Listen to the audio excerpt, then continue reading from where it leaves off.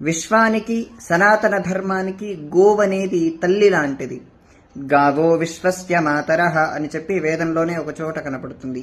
ఈ గోవనేది సమస్త విశ్వానికి తల్లి లాంటిది అని వేదంలోనూ, ఇటు కూర్మ, బ్రహ్మాండ, బ్రహ్మ, అలాగే వాయు పురాణాల్లో గో సంబంధితమైన మంత్రాలు లేదా పురాణము, కథలు దీనికి చాలా విస్తారంగా వాయు పురాణంలో చెప్పబడ్డాయి.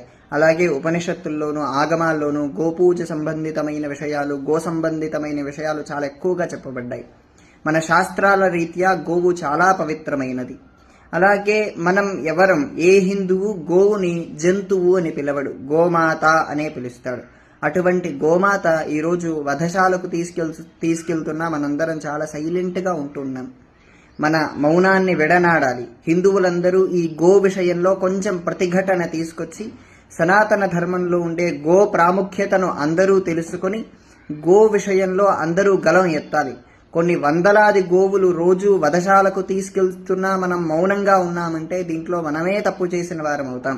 1947 స్వాతంత్రం వచ్చిన తర్వాత మొట్టమొదటగా గోరక్షా బిల్లే తీసుకొస్తాం అని అప్పటి నాయకులు చెప్పినప్పటికీ ఈ రోజుకి ఆ బిల్లు అమలు కాలేదంటే అది మన సిగ్గుపాటే అని చెప్పుకోవాలి.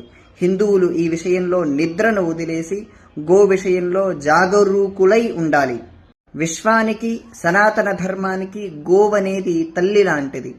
గావో విశ్వస్య మాతరః అని చెప్పి వేదంలోనే ఒక చోట కనపడుతుంది.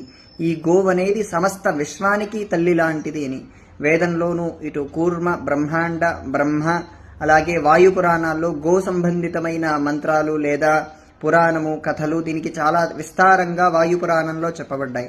అలాగే ఉపనిషత్తుల్లోనూ, ఆగమాల్లోనూ గోపూజ సంబంధితమైన విషయాలు, గో సంబంధితమైన విషయాలు చాలా ఎక్కువగా చెప్పబడ్డాయి. మన శాస్త్రాల రీత్యా గోవు చాలా పవిత్రమైనది.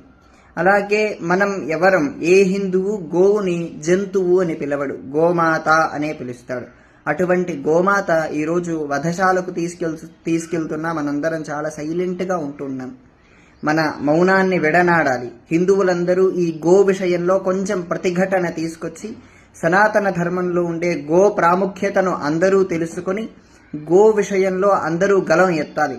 కొన్ని వందలాది గోవులు రోజు వధశాలకు తీసుకెళ్తున్నా మనం మౌనంగా ఉన్నామంటే దీంట్లో మనమే తప్పు చేసిన వారం అవుతాం.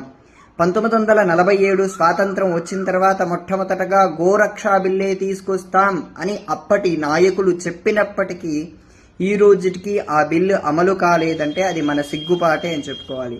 హిందువులు ఈ విషయంలో నిద్రను వదిలేసి గో విషయంలో జాగరూకులై ఉండాలి.